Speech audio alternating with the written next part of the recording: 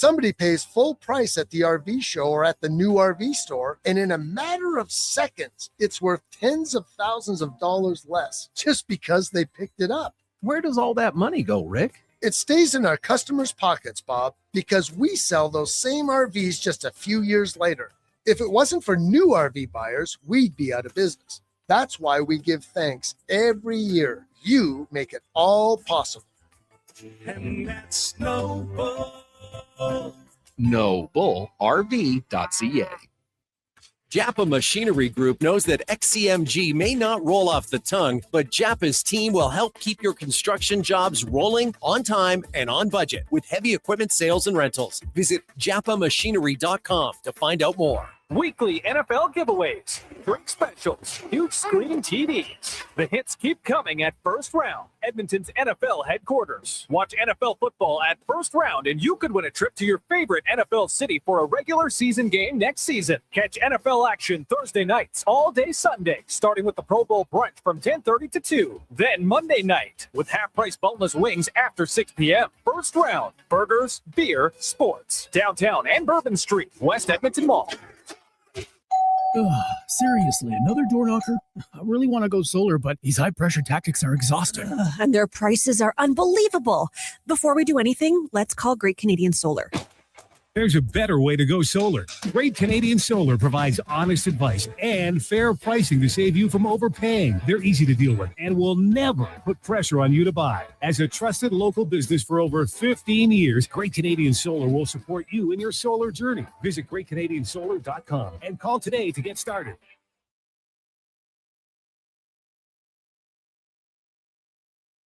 Who should start? Who needs to hit the bench? Find out with Fantasy Frenzy with Halley and Douglas. This is Sports 1440. Presented by Will Hawk Beef Jerky, home of Alberta's best beef jerky.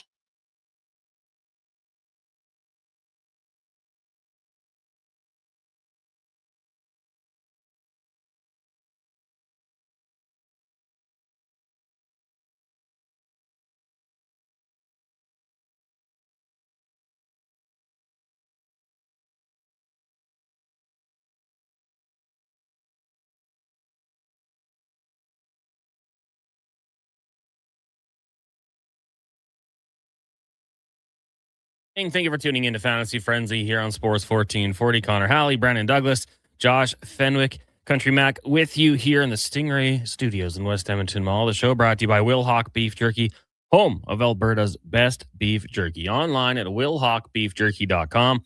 Only available in the Duke. Again, check them out, willhawkbeefjerky.com. Lots to discuss today on the show. Of course, last night, the Edmonton Oilers, once again, failing to make it 3 straight wins. And I guess they'll try to get that going later on in the season. But they fall to the New Jersey Devils by a score of 2-1. Just couldn't get that offense going. Some people have thrown out the term goalied. Could be it. Allen made a few big saves for sure. Absolutely. It was good in the third period. Kept the Oilers back, but a little bit of a slow start for them.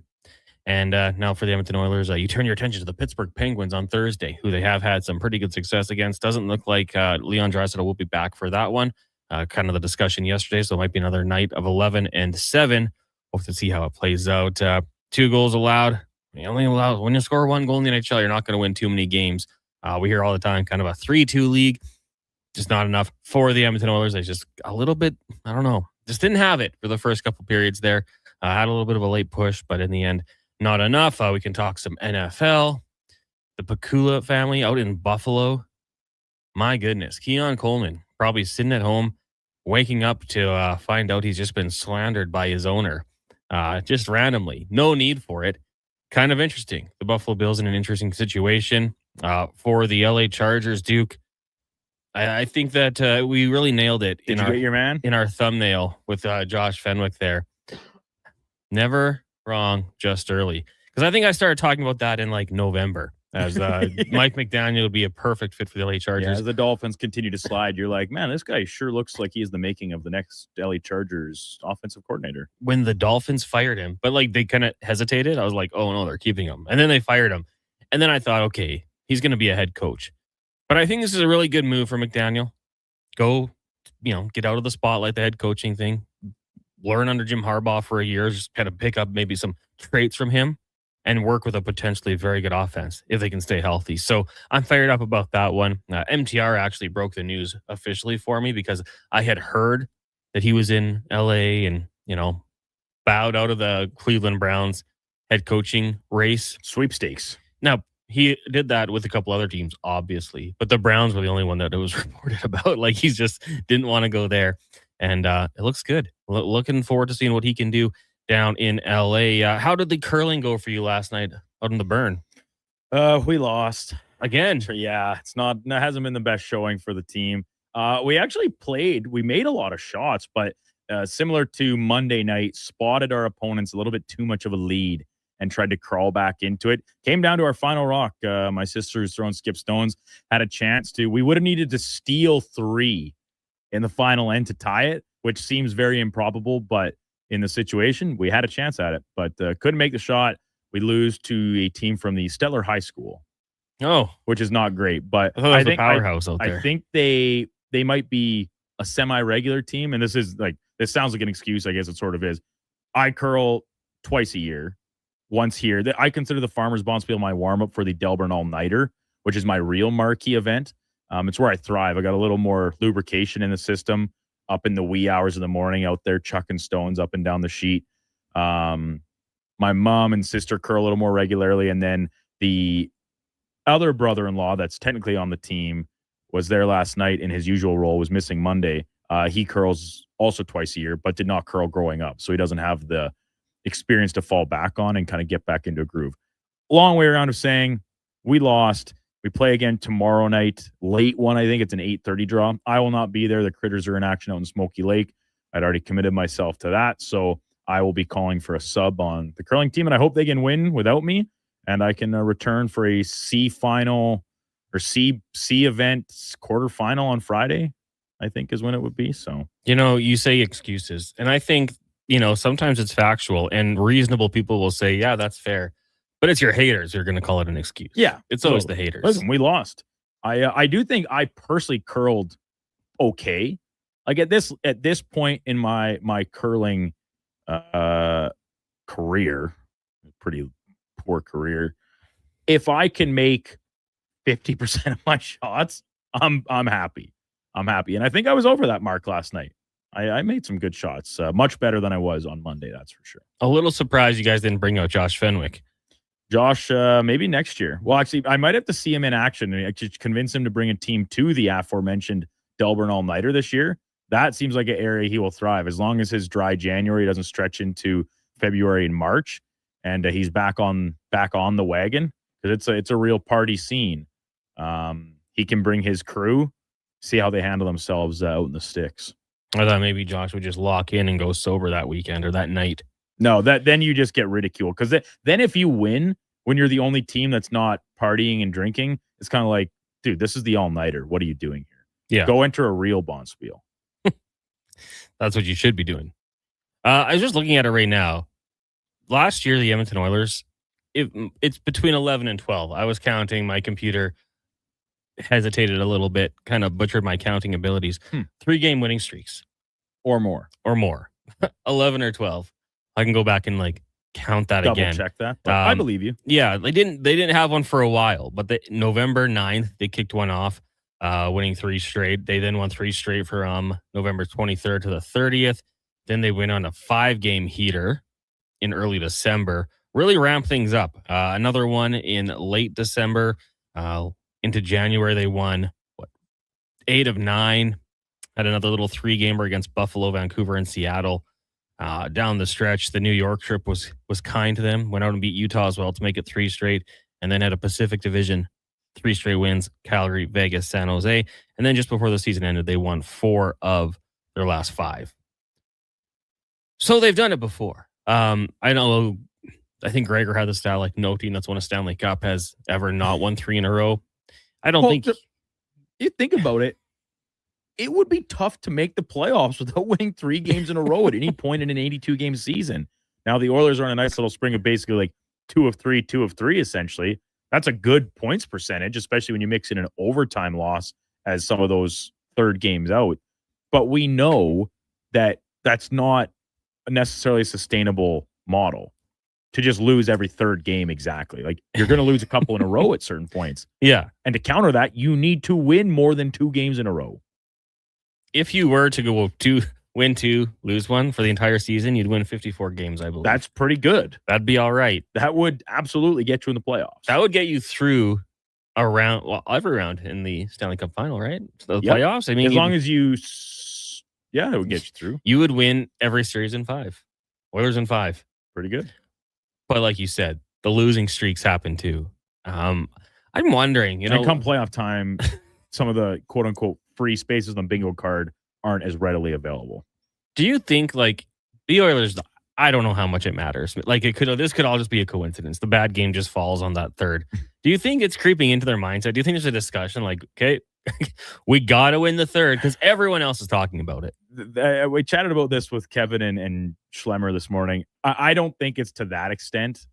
Like to them, do they care? Like they're still playing well.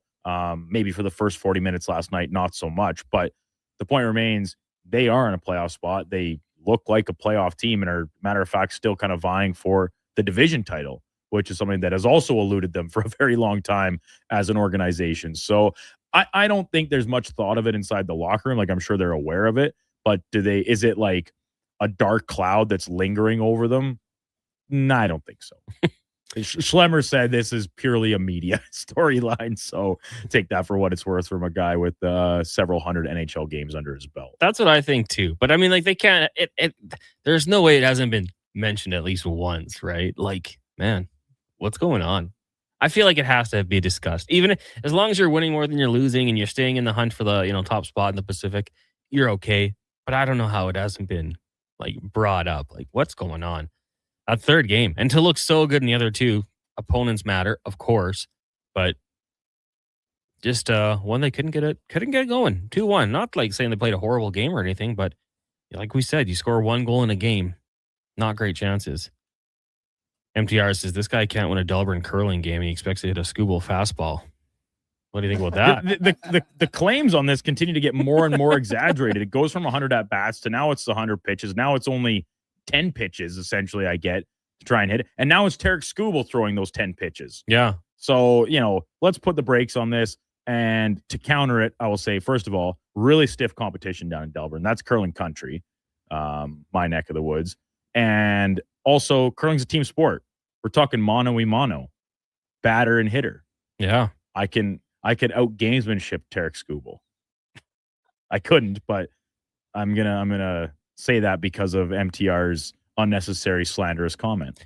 Yeah, well, yesterday at the bar, Duke told me prime Randy Johnson got nothing on him. Well, he could hit me as many times as he wants. I don't care. I'll still stand in there like a champ. Just blowing you up. Yeah. Well, I'd end up like that bird or bat or whatever it was. It was a bird. Yeah. Oh, yeah, right. The bat was in the basketball game. Manu Ginobili, right? Yeah, knocking it down. Swatting it. That's crazy. We were in Fairmont once, and a bat got into like the lodge pool area. It was pandemonium. People were freaking out. They're unpredictable, right? You don't know where they are. A little erratic. Yeah, right. Anything could happen. But I mean, so can birds. Like, have you ever had a bird get trapped like in your house or in somewhere like inside? It seems so simple. As like bird, the door or window is wide open, but it's panicked too, right? It's an animal. It has thoughts and feelings, and it's confused. It doesn't know where to go. Or like a fly or mosquito trying to get out of your window in the car, and the window's down, and it's just hovering at the top. No, like, just go down. Just like what? Yeah, 1 inch. But they don't have brains, or not big ones. Well, I wonder which animal has the biggest brain per body size. What percentage-wise? I want to say I know the answer to that. I know dolphins are the most intelligent animals, but I don't know if it's necessarily like brain size relative to mass. I don't know. Anywho, topic for another day. Tune in June for Nat Geo Fantasy Frenzy Edition. Beerman says 3 rounds would go 6 if the Oilers win 2, lost 1. So, yeah, I mean, I was assuming he just restarts at the end of every round, but you're right, because that's not how it goes. You would win, lose, win. That's your first round. Since you just won 2, you have to lose. Then you win 2, lose, win 2. The process repeats itself with that even number. There you go. So that's the plan for the Edmonton Oilers right now. You just win 2 of 3 and science tells us you'll win the Stanley Cup. It'll be tougher against, the Avalanche or the Stars or Minnesota, but just keep doing what you're doing. Keep going. Honest Andy says, I'm pretty sure it's a magpie or a crow. Interesting. Crows are smart. Are they? Yeah. Well, there's usually a lot of birds. Sometimes you see a crow hanging out by our front door here at West Edmonton Mall. Okay. It happens. What do you think about Jackson Lacombe replacing Jones on the Olympic team, Duke? You've been a guy who has been singing his praises, I would say. Oh, yeah, for sure. And I mean, rightfully so. Since kind of emerging, like breakout season last year, this is a college player, spent the full time in Minnesota, played in a national championship game there.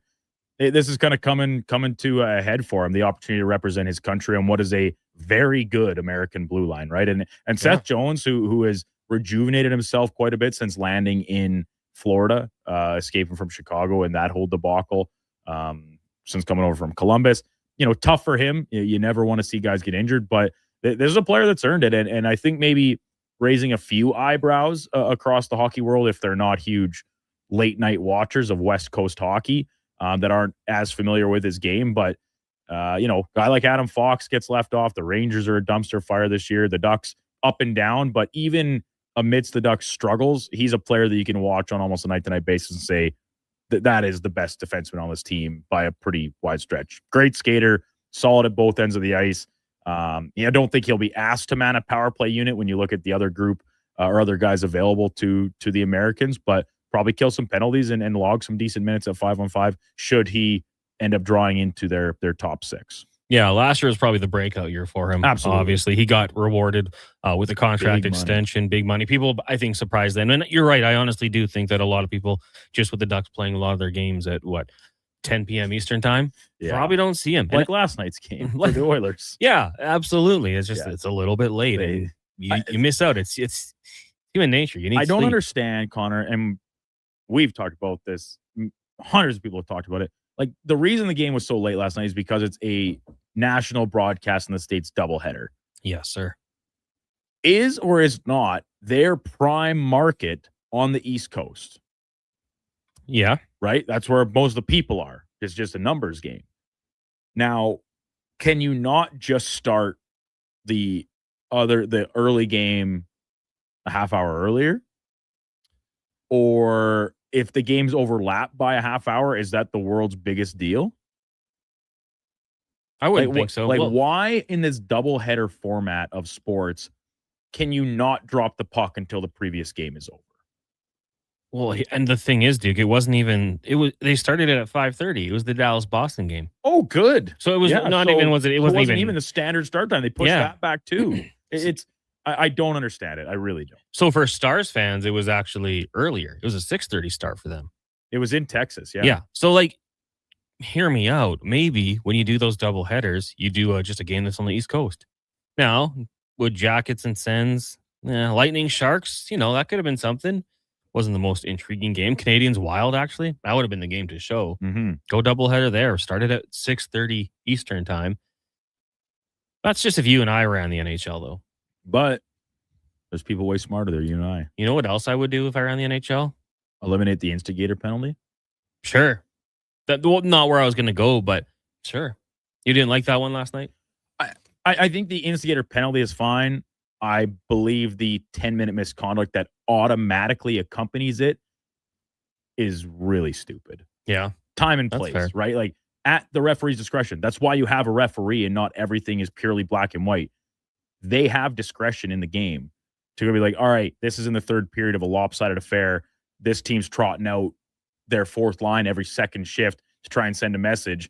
All right, if you fight, if you're trying to goad somebody into it, you're going to sit the rest of the game, essentially, right, with a 10-minute misconduct. In this, the first period, yes, it is an instigator. Like, he's standing up for his teammate. People love that in hockey. At least I do. A lot of fans do, to my best judgment. There was nothing egregious. The other guy was willing and able. He didn't initiate. He didn't instigate. But he still got his gloves off, and it was a fair tilt. Why does he have to sit for 17 minutes in the penalty box? Or in this case, a lot of it in the locker room. It's a good question. I will say, I think Podkolzin only endeared himself more to Oilers 100%. fans after that. I tweeted it. I was waiting for someone to be like, "You put his team in a bad spot." Didn't happen. They killed the penalty. But I don't disagree with you. Listen, you catch Connor McDavid like that, you probably know you might have to drop the mitts. You shouldn't have to, but sometimes you just have to, and he was ready to go. So what I was going to say is what I really hate is when there's a penalty called and an embellishment. Because in my mind, if you embellish, then the penalty wasn't that bad. If it's a penalty, then who are we to judge how they react? He got hit, he fell, he's flying out there. That's how he went down. Maybe he wasn't trying to sell it. There's occasions where I think it's fair. Like maybe 95% of the time, I absolutely hate it. Call one or call the other. Because in my mind, the way my brain works, if you commit the infraction, it doesn't matter how they react. You did the penalty. If you're selling it, then it wasn't a penalty. But we saw that last night as well. Anywho, those are the things that bug me. And that's what I would get rid of from hockey if I could. If you have anything you would take out of the NHL game if you ran it, let us know. 1-833-401-1440. We'll take a quick break here. When we come back, we'll get to your text. 1-833-401-1440. It is Fantasy Frenzy here on Sports 1440. Streaming on YouTube, Facebook, X, Instagram, and Twitch. Brought to you by Will Hawk Beef Jerky.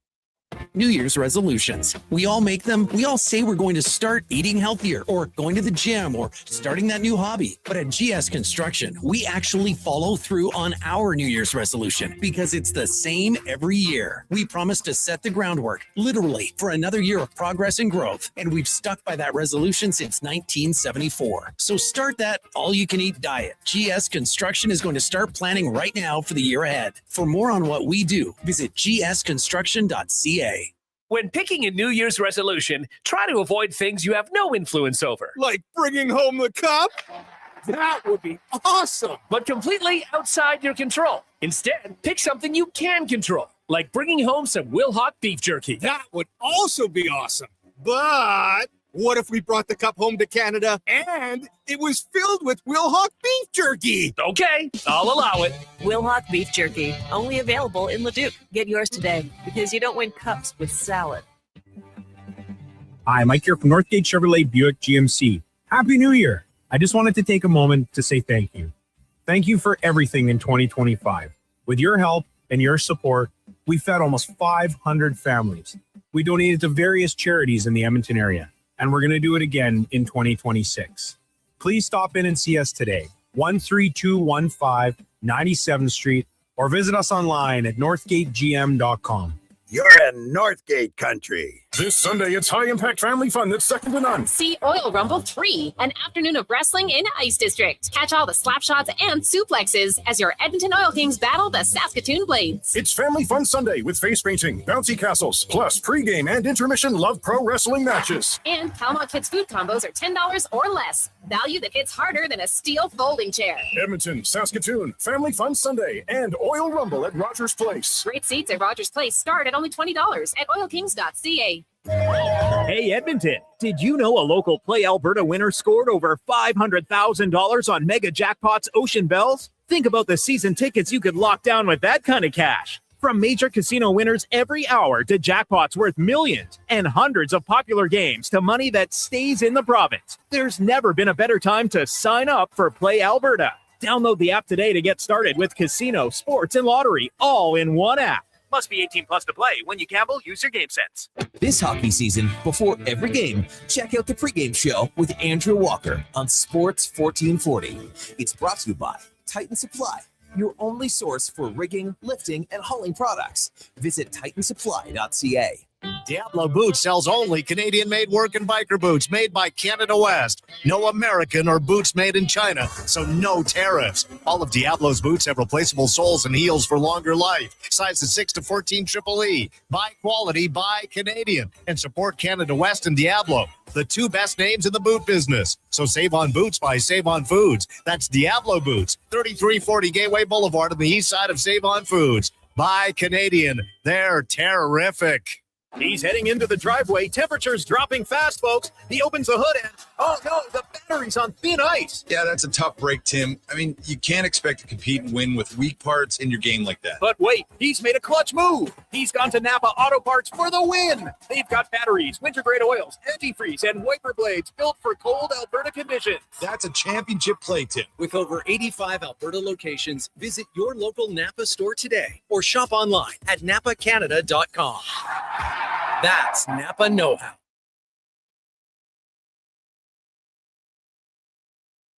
Get the inside scoop for your team on Fantasy Frenzy with Halley and Douglas on Sports 1440. Presented by Wilhauk Beef Jerky, home of Alberta's best beef jerky.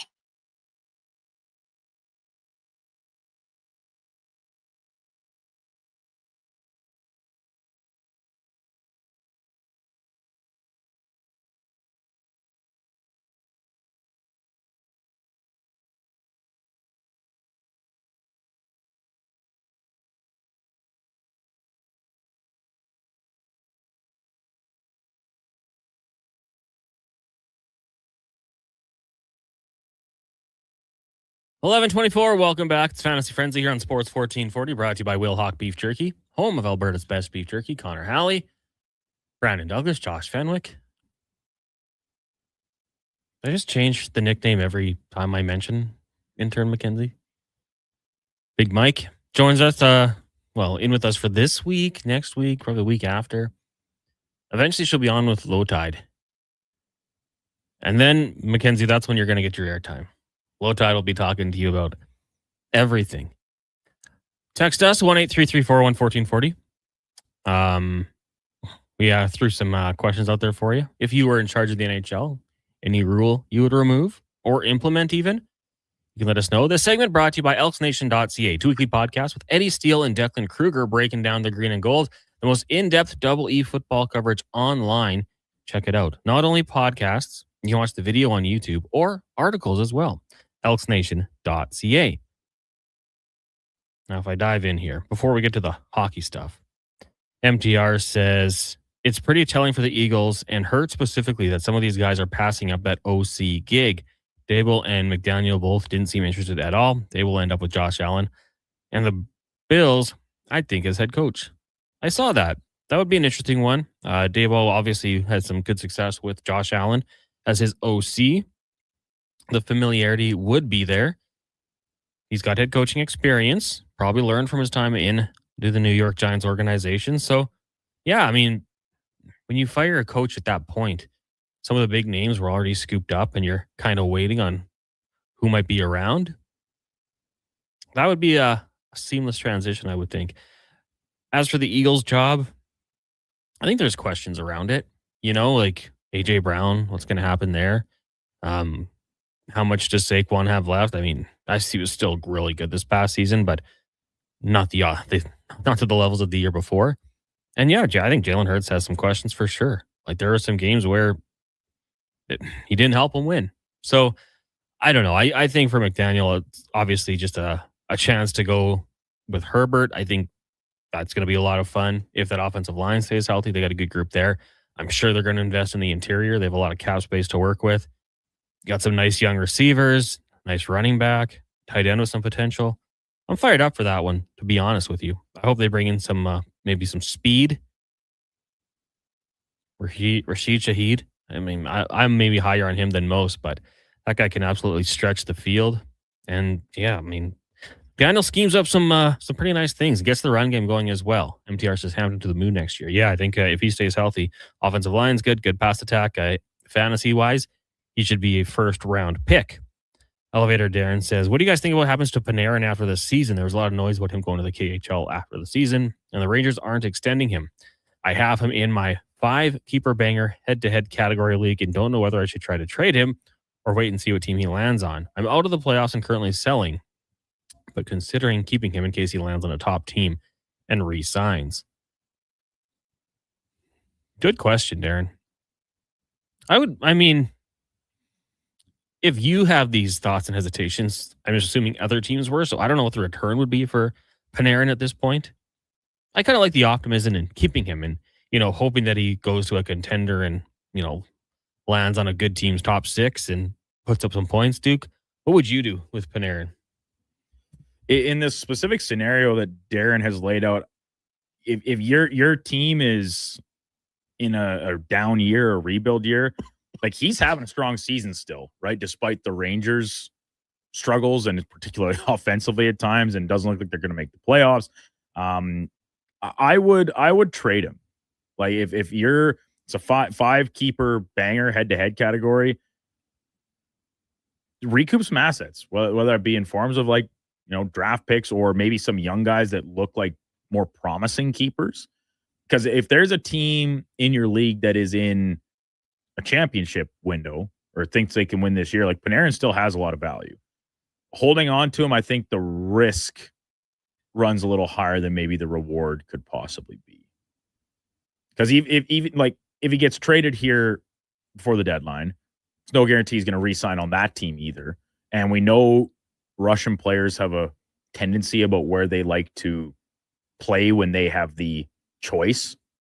There's a reason Panarin is in New York now and not still in the Columbus Blue Jackets, right? Mm-hmm. The Jackets had just won a playoff series, upsetting a record-setting season by the Lightning, and they lost essentially their 2 top scorers and their goaltender all in one fell swoop. Now, in the case of Matt Duchene, personal choice.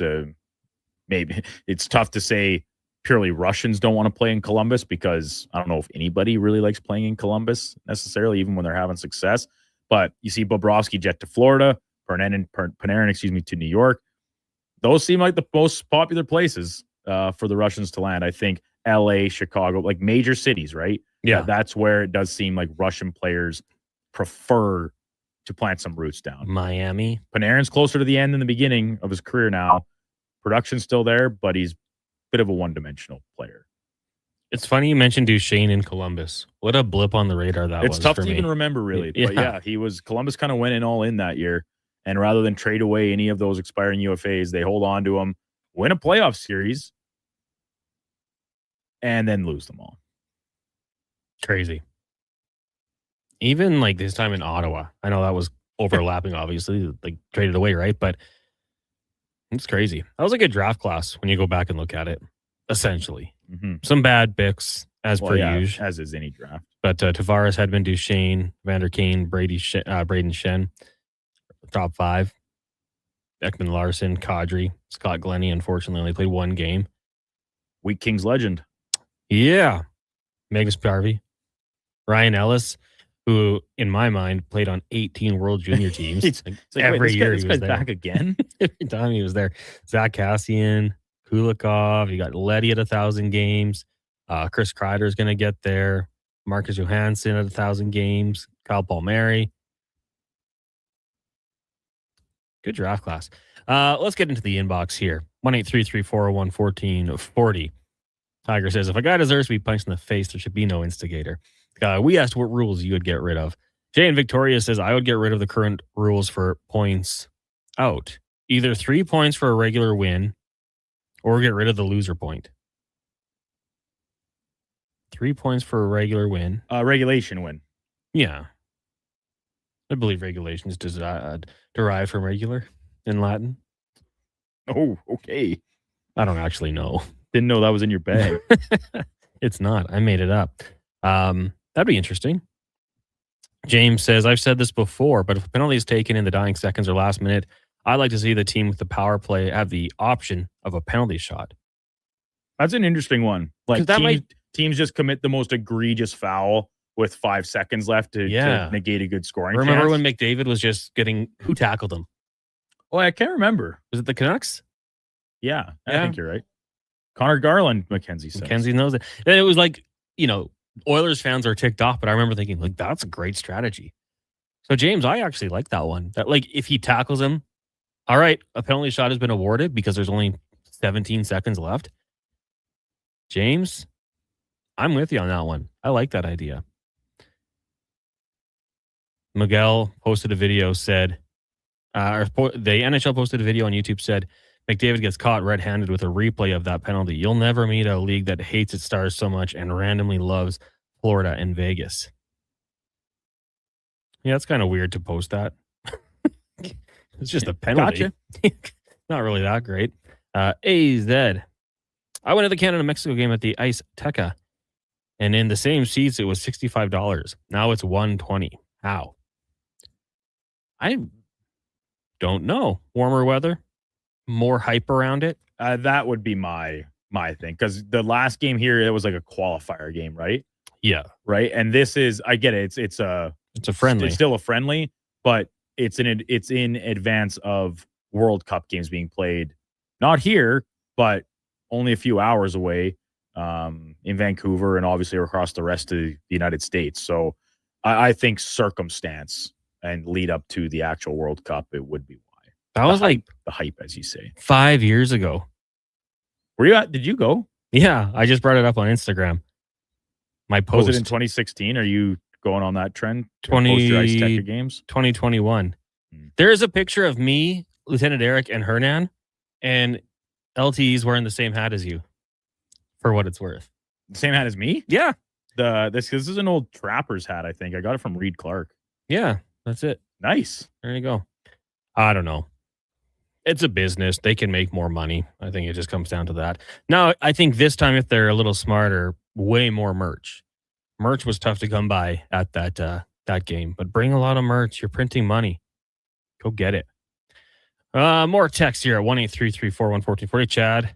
Oh, Chadillac. That is a great upgrade to your name. I'm going to save that right now. Chadillac says, no 8:23 puck drops on a Tuesday night.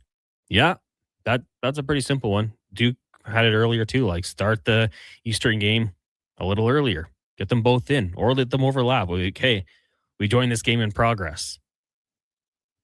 That'd be fine. Imitation Tom says, how about an easy 3-point system in the NHL? Get rid of the Bettman point, which originally he wrote Batman. The Batman point. The Batman point. Got to get rid of it. There's a few people saying that.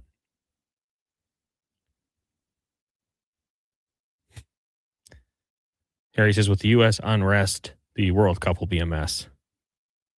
Yeah, there's some things being said right now. It's a little crazy. MTR says, get rid of the stupid trapezoid.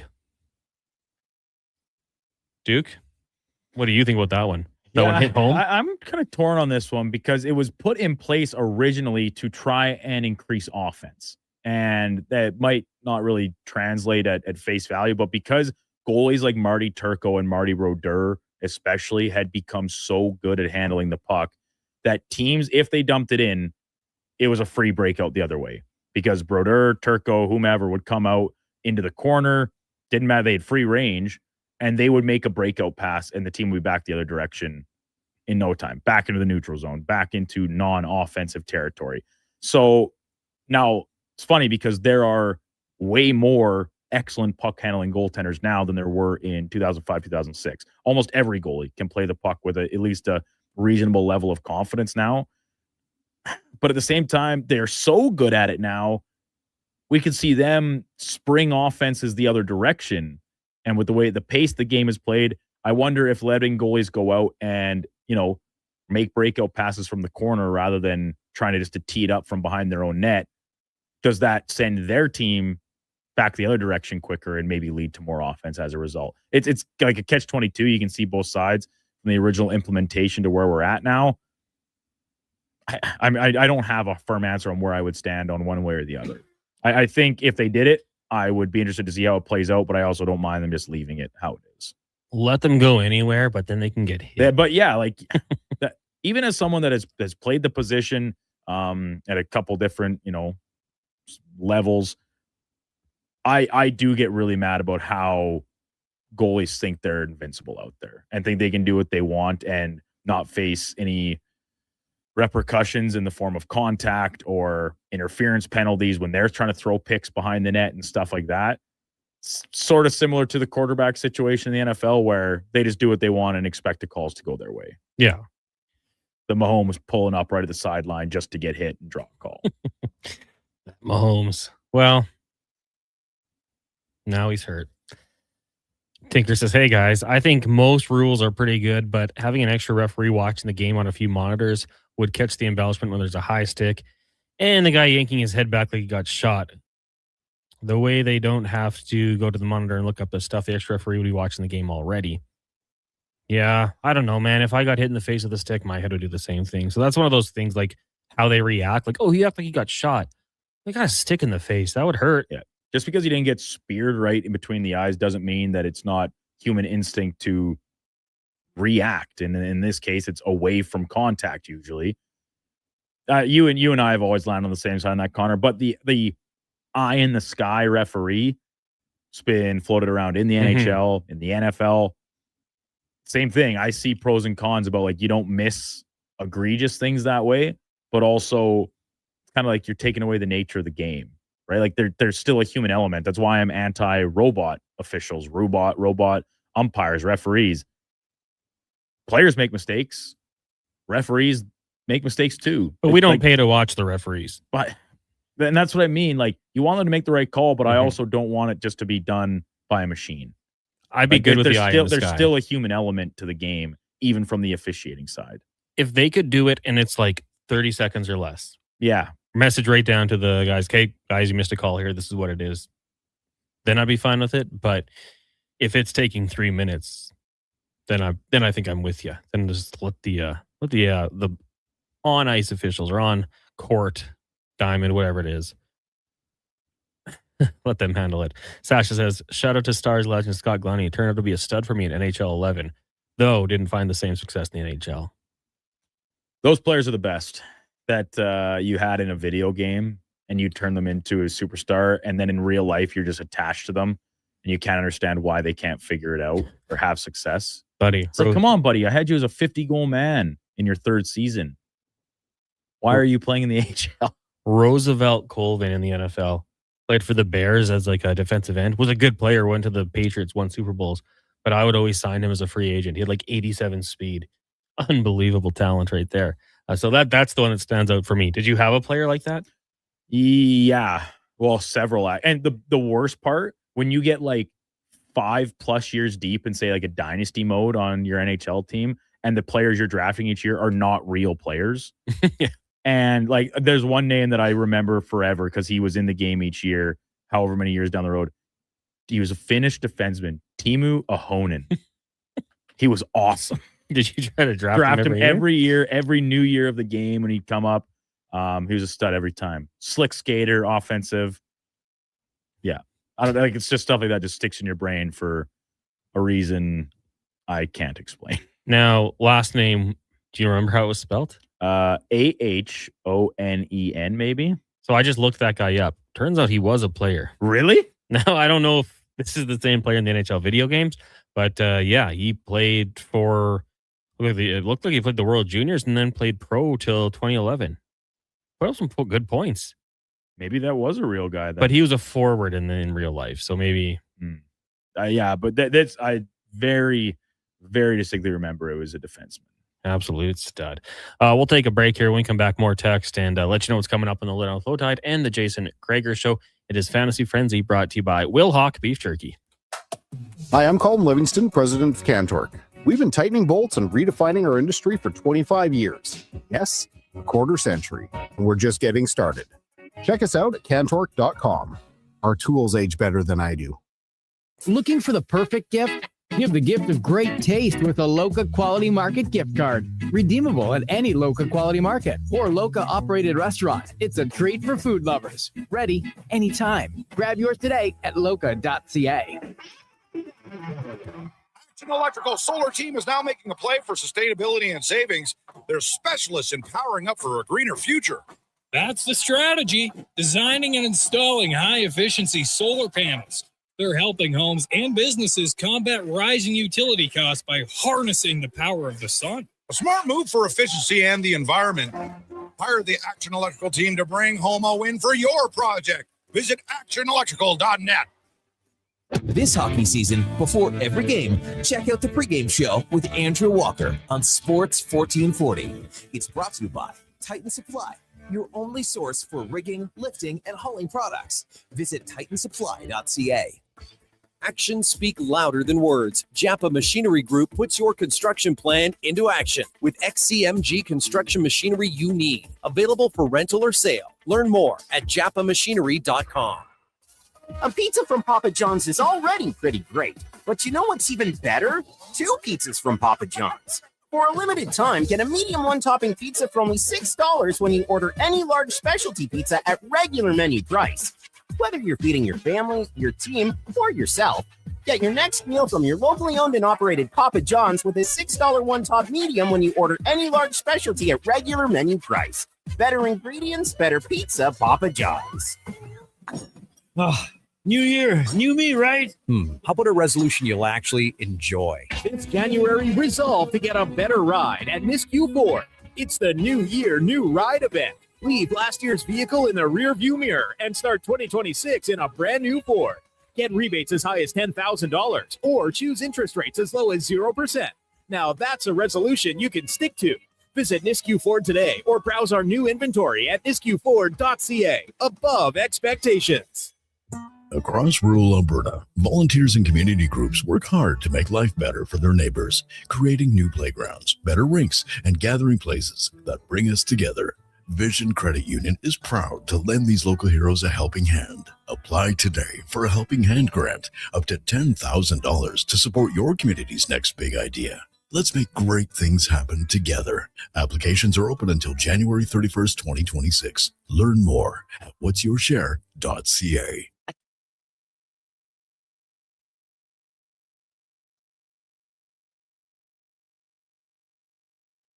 You haven't set your lineup yet, right? It's Fantasy Frenzy with Halley and Douglas on Sports 1440. Presented by Will Hawk Beef Jerky, home of Alberta's best beef jerky.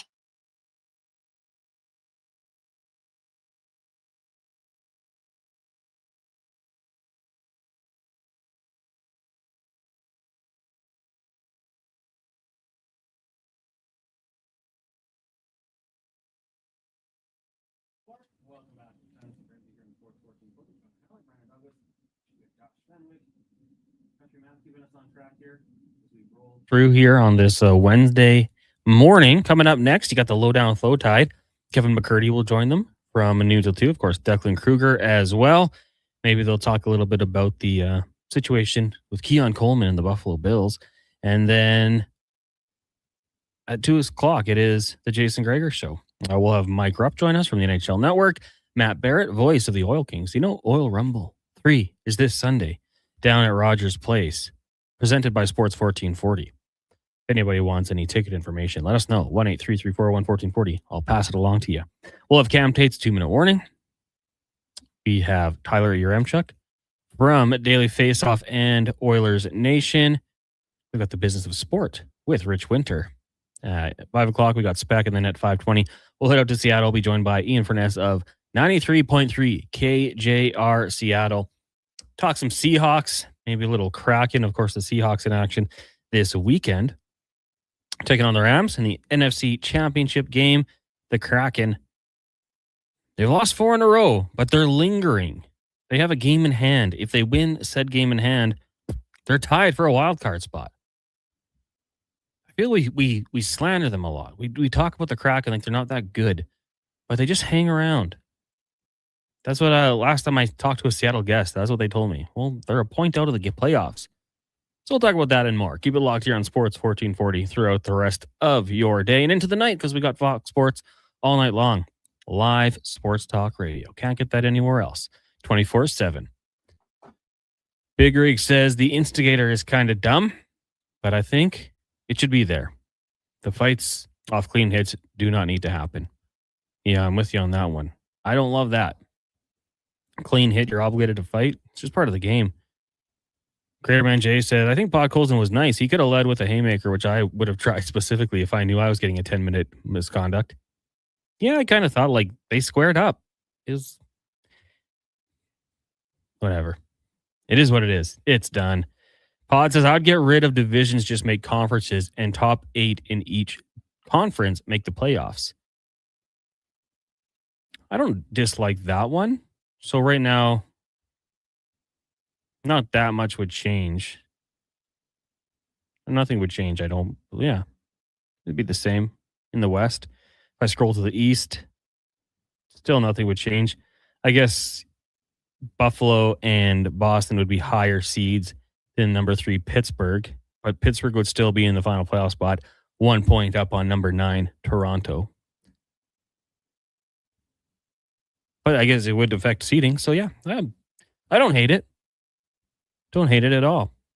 The Central would be dominating. Those teams are dang good.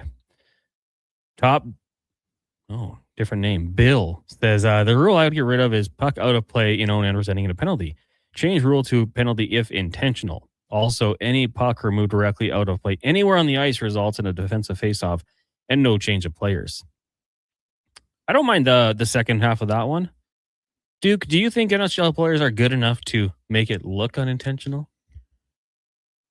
Yes and no. Because then it's ref's discretion, and then I think that becomes kind of a tough spot. Then all of a sudden we're just complaining about that, right? And the puck over the glass penalty, it's a similar boat. Like the rule got put in with good intentions.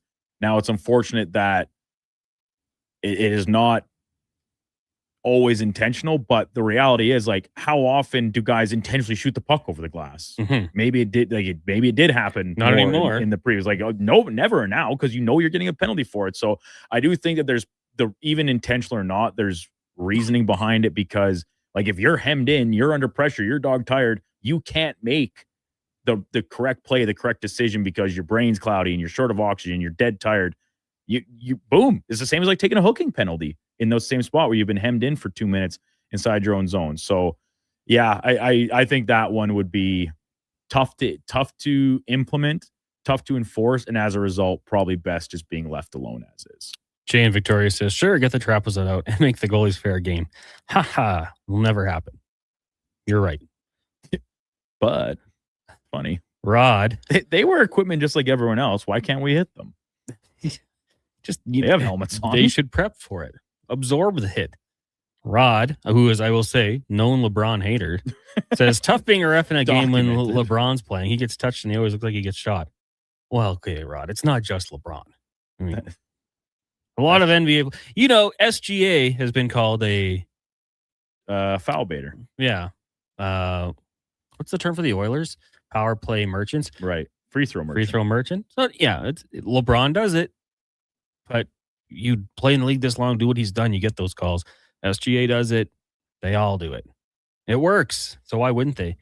Tyler J says, I do a floating blue line and over and back rule in overtime. Once the attacking team gains the blue line, it disappears, but they can't carry it back across the red line. I'm tired of teams taking it all the way back to their own end to regroup in overtime. It used to be end-to-end excitement. Now it's game possession and wait approach. Yeah, Tyler, I'm with you for overtime. Some teams more than others. Like I think the Oilers were asked about it, and they're like, well, we don't really do that. Occasionally, of course you do, but I do like that floating blue line. Once you gain the attacking zone, you have that whole area to work with. I don't mind that one at all. You just have like a goal suck. Someone's just hanging down by the net while McDavid's at his own red line or at the red line. That could make things fun. MTR said, I once simmed a whole season in NHL 2K7. Marek Svatos had 96 goals for the Avalanche. RIP. That's a good season, I'd say. Phil says, you don't pay to watch the referees. That's what I said. He says, but you do pay to watch the game being played within the rules. And for better or worse, referees enforce those rules. So you do kind of pay to watch the referees. More realistically, you pay to second guess them with the benefit of hindsight and slow-mo. That's another big thing for sports fans. If you put robot referees in, what are you going to complain about? You wouldn't. Yeah, you wouldn't know what to do. But in hockey, all of a sudden, if your team loses, the default of like, man, the refs really hosed us. You fans are just going to come out and admit, like, man, our team was not the better team out there. But like, you couldn't do it in hockey because a robot referee isn't going to call those things. But in what if baseball, robotics come far enough that we get one of those Boston Dynamics things out there on skates? Oh, then it's going to skate to the boards and knock itself out and can't get back up. But in baseball, I think that'd be awesome. Like, that was a terrible call. And then you get the replay and you're like, oh, never mind. That's why I like the new challenge rule, where it can only be done by the guy at the plate, either the catcher, I think the pitcher can do it as well, or the batter, right? Yeah, and it's just, you just tap the head, and that means you're challenging the call of that specific pitch. Not coming from the dugout of people watching on the slow-mo camera with the perfect behind-the-plate view. It's like batters argue with the umpires all the time. And guess what? A lot of time they're wrong. It was a strike or it was a ball. Oh, yeah. And now they have to back that up. And if they get it wrong, then they don't get a challenge anymore. And all of a sudden, players will be a little more careful about it and be sure of whether or not they're upset. So this new ABS rule for baseball, I'm very much on board with, but I do not want to see a just full robot strike zone. I do not want to see that. I will love to see that first one where a player's like ticked off, challenges and loses, and like looks at the ump. My bad. Yeah. You know what? My B. You were right. Chris says, add the PWHL's jailbreak rule. Score on the PK and you get your guy out of the box. That's an interesting one. So you score a shorty and the power play ends. The PWHL does have some really interesting rules. Playoffs wise, you get to pick your opponent in the first round. Yeah, that could be problematic. It absolutely could be. Good storylines though. Yeah. And yeah, like the jailbreak rule, I believe they have. Do they not have a backcourt violation in overtime? Well, I couldn't say with 100%. Or maybe that's a different minor league that implemented them. My apologies on not being clear. But yeah, I can appreciate that about the PWHL. The league's only a few years old, but they're not just doing status quo. They are trying to do things to advance the game of hockey. Not everything's going to work, but you got to try sometimes. I agree. And I'll give full credit to Major League Baseball doing the same sort of thing. Like the pitch clock, that sort of thing. Like, you're trying to do things to make the game quicker and more modern and find new fans. The challenge of PWHL gets credit as well for those sort of things. Even the NFL with their kickoff rule, like trying these different things. I will say I love college football because we get the traditional kick returns, but you're trying to do things. Quickly, if someone was trying to play a lot of pickleball, they could do so at the 24-hour challenge brought to you by Sports 1440. It's the world's first Alberta Long Feisty Pickles 24-hour pickleball challenge. This Friday, the 23rd, to the Saturday, 8 o'clock to 8 o'clock at the Edmonton Sports Center. Teams will go from dusk to dusk, dinking their way. It's free to watch at the Big Dill Lounge. Also, you can grab food and drink. All proceeds going to Breathing Space, a home away from home for patients traveling to Edmonton for lung transplants. You can donate to our Sports 1440 team, Picklers in the Dark, or go to sports1440.com for the link and more information. Danny YYC says, new embellishment rule. Caught diving, you have to wear a dunce type helmet for 2 shifts. You guys rock. That would be funny. Little dunce cap. I don't think they do that anymore. Stu Lowe says, okay, I'm not being sarcastic anymore. Nurse on the second goal was so awful. I'm usually a defender of his, but man, that was brutal. Well, send that text in, Stu Lowe, to Low Tide, because that music means we're done. But he'll dive in. He and Declan Kruger will break it all down. Kevin McCurdy will be by as well on the Lowdown with Low Tide, and then on the Gregor Show. As we mentioned, we've got Mike Rupp, Matt Barrett, voice of the Oil Kings, Cam Tate's 2-minute warning, Yaremchuk, Speck, Ian Furness out of Seattle, and the business of sports with longtime NHL agent Rich Winter. Keep it locked here in Sports 1440 for the rest of the day. For the Duke, Josh, and intern McKenzie, I'm Connor Halley. Thank you guys for joining us on the show today. If you missed it, go check it out anywhere you get your podcast from, or you can go watch it on YouTube, Facebook, X, Instagram. Not on Instagram, actually, but maybe Twitch. Go check it out. Sports 1440 AM. Right now, we'll get to a final update on the Fantasy Frenzy program brought to you by the Duke, or for the Duke, brought to you by Wilhauk Beef Jerky, home of Alberta's best beef jerky, online at wilhaukbeefjerky.com. Only available in Leduc. This is a Sports 1440 update.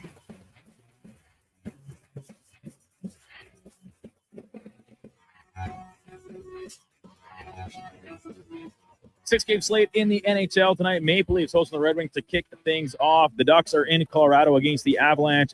Big news for Anaheim is defenseman Jackson Lacombe has been named to the U.S. Olympic team as a replacement for Seth Jones. That Florida defenseman being placed on LTIR and will not be available. Mammoth hosting the Flyers. Penguins down the highway in Calgary. Islanders taking on the Kraken. And the nightcap, the Canucks, winless in their past 11, play the Capitals. PWHL schedule tonight, just one game with Montreal in Minnesota. The Oil Kings are at home hosting the Regina Pats. Puck drop just after 7 o'clock. In the NBA tonight, 7 games total, including the Raptors finishing off a back-to-back in California. They take on Sacramento, tip-off at 8. Elsewhere, Knicks host Brooklyn at MSG. New Orleans taking on Detroit, and OKC is in Milwaukee. Breaking news here, just coming into the top of the hour. New York Yankees and outfielder Cody Bellinger in agreement on a 5-year, $162.5 million contract. Deal includes opt-outs after the second and third seasons. Coming up on Sports 1440, it is the Lowdown with Low Tide. I'm Brandon Douglas at your Sports 1440 update. This is Sports 1440.